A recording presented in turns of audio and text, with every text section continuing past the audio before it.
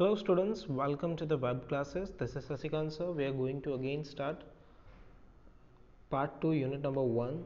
The name of chapter is accounting of share capital, जिसमें हमने types of company कल देखा था. आज हम देखने वाले हैं कि शेयर कैपिटल किसे कहते हैं, कितने टाइप के शेयर होते हैं और उसके टाइप्स क्या क्या है.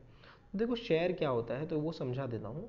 कंपनी का जो टोटल कैपिटल है, total capital of company of CO means company divided into small fractions, divided in small fraction बोले या फिर यूनिट बोले, ठीक है, small unit, that small unit is known as shares. Okay, तो देखिए क्या है, capital of company is called share capital, which can be divided into transferable small denomination. Each such unit of denomination is known as share. तो ये होगी definition of share. अगर आपको ये डेफिनेशन अच्छी नहीं लगती है तो आपके एसपी में या बीए में जो डेफिनेशन है आप वो भी यूज़ कर सकते हो. शेयर्स जो है वो दो टाइप के होते हैं, preference shares and equity shares. ठीक है, इक्विटी शेयर इश्यू करना कंपलसरी होता है सभी कंपनीज के लिए. जितने भी लिमिटेड कंपनी है, प्राइवेट लिमिटेड कंपनीज है, उनके लिए इक्विटी शेयर इश्यू करना कंपलसरी है. प्रेफरेंस शेयर इश्यू करना उनके ऑप्शन में होता है. अगर उनको इच्छा हो तो इश्यू कर सकते हैं, अदरवाइज ना करें. ठीक है, अब देखते हैं प्रेफरेंस शेयर क्या होता है और इक्विटी शेयर क्या होता है. थोड़ा सा समझ लेते हैं पहले. तो इक्विटी शेयर मतलब जो कंपनी के सच्चे मालिक हैं, ट्रू ओनर. जो इक्विटी शेयर होल्डर को है ना, ट्रू ओनर कहा जाता है, true owners of company. Preference shareholder जो है, ठीक है, ओनर है, लेकिन इक्विटी शेयर के बाद सबसे ज़्यादा रिस्क इक्विटी शेयर होल्डर उठाते हैं और प्रेफरेंस शेयर होल्डर का रिस्क बहुत कम होता है. जब कंपनी बंद हो रही होती है तो सबसे पहले पैसा प्रेफरेंस शेयर होल्डर को दिया जाता है, उसके बाद इक्विटी शेयर होल्डर को पैसा दिया जाता है. तो होपफुली आपको समझ में आ रहा है. देखते हैं प्रेफरेंस शेयर क्या है. So preference share is one which gives preferential right to share holders for receiving the dividend at a specified rate before any dividend paid to the equity shareholder. मतलब इक्विटी शेयर होल्डर को dividend pay करने से पहले preference share holder का dividend pay किया जाता है, जो कि एक फिक्स रेट होता है. ठीक है, इक्विटी शेयर में डिविडेंड फिक्स नहीं होता, प्रेफरेंस शेयर में डिविडेंड जो है वो फिक्स होता है. When company goes into liquidation, the preference shareholder has preferential right to repayment of capital before the equity shareholder. जो कि मैंने आपको पहले बता दिया कि अगर कंपनी कभी डूब रही हो, बंद हो रही हो, तो इक्विटी शेयर होल्डर्स को पैसा देने से पहले प्रेफरेंस शेयर होल्डर को पैसा दिया जाता है. देन प्रेफरेंस शेयर के टाइप है.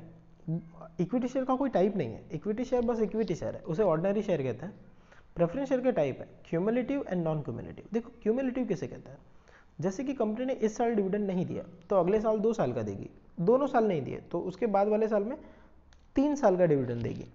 तो जब डिविडेंड भेगा होता जाता है, ठीक है, एक जगह अक्यूमुलेट होता जाता है, और बाद में जब भी कंपनी को प्रॉफिट हो तो कंपनी 3-4 साल का एक साथ डिविडेंड पे करे, तो उसे कहते हैं क्यूमुलेटिव प्रेफरेंस शेयर. और अगर डिविडेंड जैसे इस साल प्रॉफिट हुआ तो डिविडेंड दिया, नहीं हुआ तो नहीं दिया, अगले साल होगा तो देंगे, नहीं हुआ तो नहीं देंगे. मतलब अगर डिविडेंड उनका भेगा नहीं होता है ना, जिस साल प्रॉफिट हुआ सिर्फ उस साल का डिविडेंड दिया जाता है, तो उसे हम कहते हैं नॉन क्यूमुलेटिव प्रेफरेंस शेयर, जिसकी मीनिंग लिखी हुई है, आप भी लिख लेना. ओके, इसके बाद में है रिडीमेबल एंड इररिडीमेबल. देखो रिडीमेबल मतलब जो एक पर्टिकुलर टाइम के बाद में जिसका पैसा वापस दे दिया जाता है ना, 5 साल 10 साल 15 साल बाद जो शेयर वापस कर दिए जाते हैं उसे रिडीमेबल कहते हैं. और इररिडीमेबल प्रेफरेंस शेयर का मतलब होता है जिसका पैसा कभी वापस ना किया जाए, कंपनी जब तक बंद ना हो तब तक. ठीक है, तो उसे इररिडीमेबल प्रेफरेंस शेयर कहते हैं. इसके बाद है participating and non participating preference share. Participating preference share किसे कहते हैं? जो प्रेफरेंस शेयर कंपनी के एक्स्ट्रा प्रॉफिट में पार्टिसिपेट करती है, ठीक है, जैसे कि उनको फिक्स रेट का डिविडेंड तो मिलता ही है, प्लस इक्विटी शेयर होल्डर को डिविडेंड देने के बाद थोड़ा और पैसा बचे, तो और अगर पैसा प्रेफरेंस शेयर को दिया जाता है एज अ डिविडेंड, तो उसे कहते हैं पार्टिसिपेटिंग. ठीक है, जो क्या बोलते हैं, शेयर होल्डर के जितने भी मीटिंग्स होते हैं उसमें भी पार्टिसिपेट करते हैं, एडिशनली प्रॉफिट में भी पार्टिसिपेट करते हैं, तो उसे पार्टिसिपेटिंग प्रेफरेंस शेयर करते हैं। नॉन पार्टिसिपेटिंग मतलब जिनको एक्स्ट्रा प्रॉफिट में कोई शेयर नहीं मिलता। रीड कर लेते हैं एक बार। Preference share holders who hold participating preference share get fixed rate dividend as decided by the company. In addition to this, they also have a right to participate in surplus profit remaining after distribution of specified dividend to the equity shareholders subject to terms of participation. Is that clear? So मेरे ख्याल से आपको clear हो चुका होगा। इसके बाद है कन्वर्टिबल एंड नॉन कन्वर्टिबल।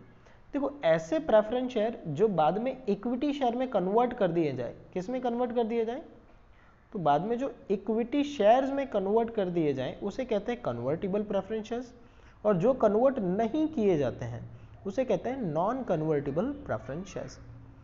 और ये है प्रेफरेंस शेयर के टाइप्स थे वो पूरे हुए। इसके बाद है equity share and ordinary shares. देखो इक्विटी शेयर एंड नहीं सॉरी और, क्योंकि इक्विटी शेयर का कोई टाइप नहीं है।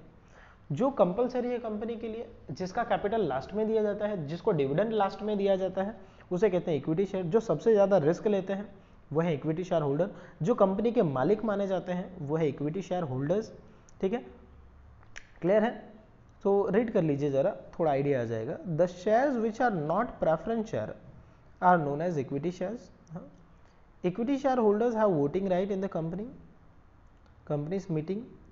Dividend on equity share which is decided by the board of directors and approved by the shareholders in the general meeting is given only out of profit remaining after distribution of dividend to the preference shares।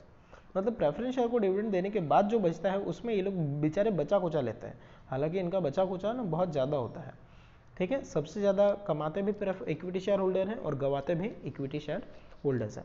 So hopefully आपको equity share और preference share के बारे में थोड़ा बहुत idea आ रहा होगा। इसके बाद चलते हैं टाइप्स ऑफ शेयर कैपिटल।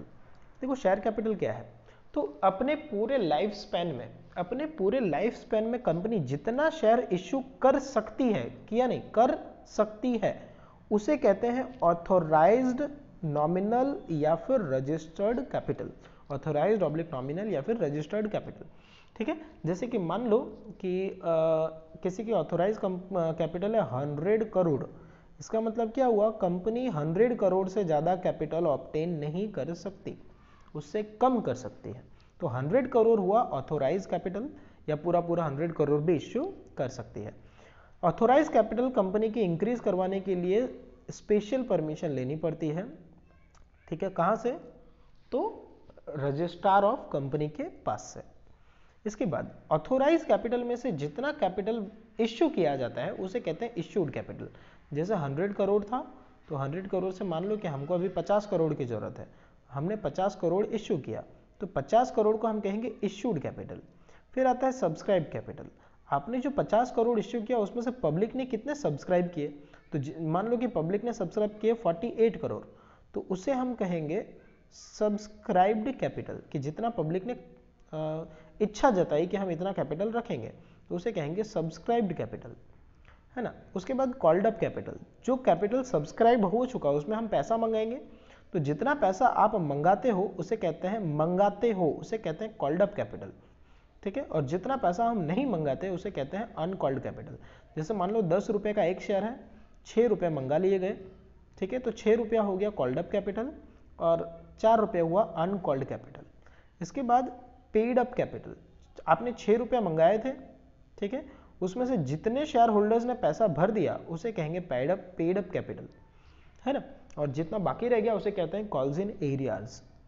इसके बाद है रिजर्व कैपिटल। देखो रिजर्व कैपिटल क्या है, तो जब कंपनी को ऐसा लगे कि कंपनी के पास सफिशिएंट फंड है और पैसे की जरूरत नहीं है, तो जो पैसा नहीं मंगाया गया है कंपनी उसे फ्यूचर के लिए रिजर्व रख सकती है, जिसे कहते हैं रिजर्व कैपिटल।